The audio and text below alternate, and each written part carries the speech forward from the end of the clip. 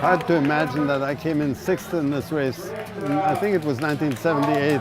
The same year I came in 5th in the double dipsy.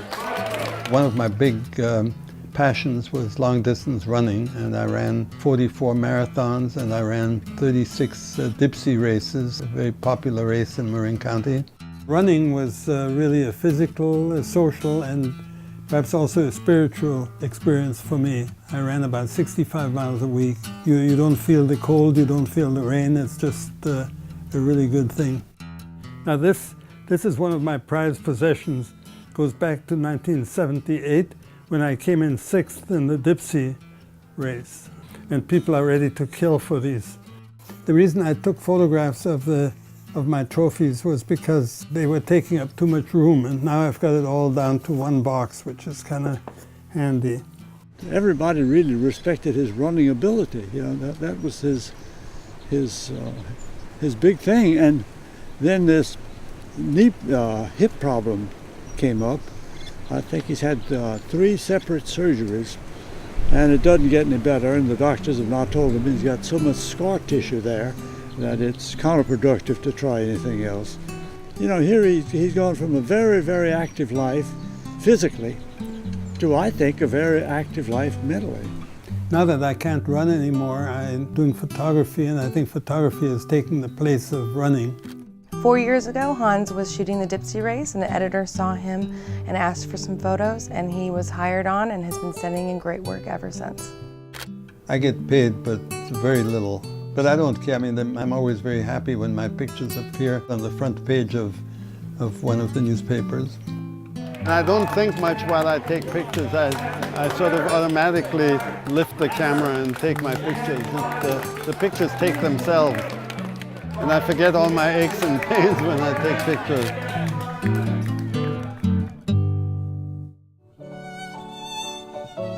I was born in Vienna, Austria in 1928. My parents were Jewish. In 1938, the Nazis marched in, and my parents decided that Vienna was not a safe place to remain.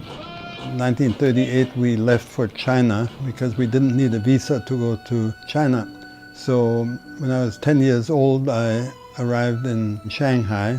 Initially, I went to a Jewish school, which I didn't like very much, but I learned to speak English. At the same time, I learned to speak the Shanghai dialect out on the street.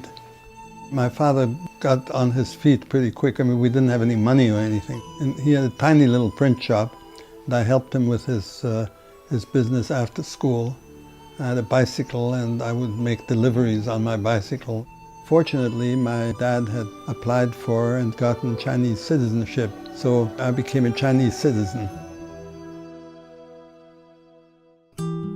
A difficult beginning is a good way to have a good future.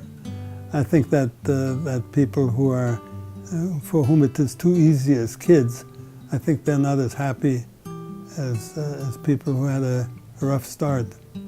I'm never depressed. As a matter of fact, I have a friend who's a psychiatrist, a family therapist, and she says that I'm the least depressed person she's ever met. I don't know. I think he makes every day a good day. He tries to make it a good day. He feels like another day above ground is another good day. Hi, Michelle. How are you? How you doing? It's good to see you, dear. How are you doing? I would describe Hans as a really sexy guy. I met him when we first opened. They sent him out to take pictures for a story that the Ross Valley Reporter did about the restaurant. Did us up. He took pictures of all of us and everything in the restaurant. It was fantastic. Always happy-go-lucky, sweet, perfect gentleman. I think people could learn to really enjoy life from Hans. He takes every moment. He really appreciates every moment, and he likes the good stuff. Two eggs over medium and whole wheat toast, and your wonderful potatoes. I've been a vegetarian for about 30 years now, and I really love animals, and I can't understand how anybody can eat a duck or venison. It's just beyond me.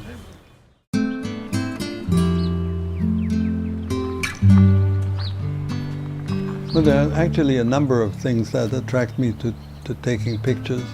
I like animals, especially birds, and I like to take birds pictures when they're in flight, nesting or sitting on eggs, so that's always kind of fun.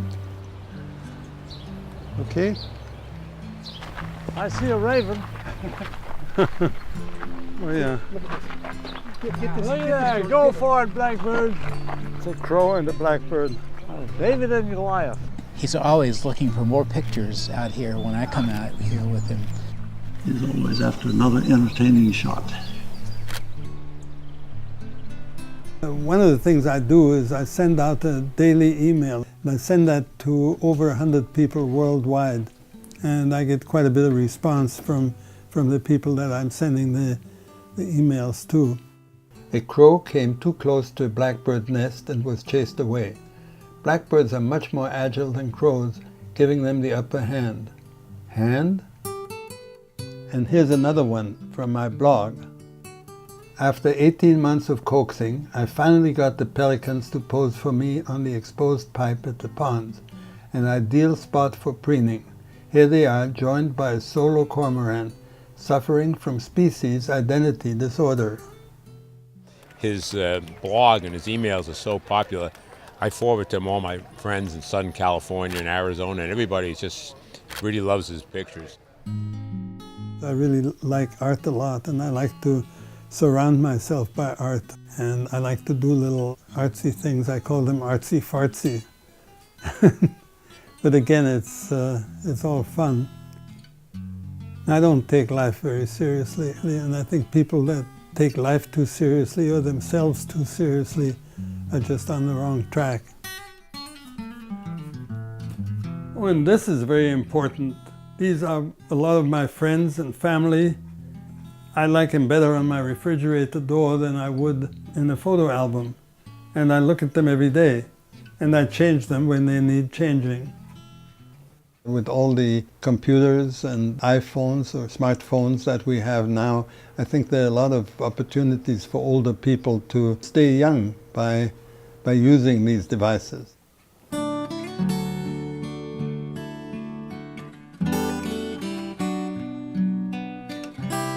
I think that people should have a passion for something, be it photography or whatever it is, playing chess perhaps, but they should do something with a passion and do it frequently and not lick their wounds and feel sorry for themselves.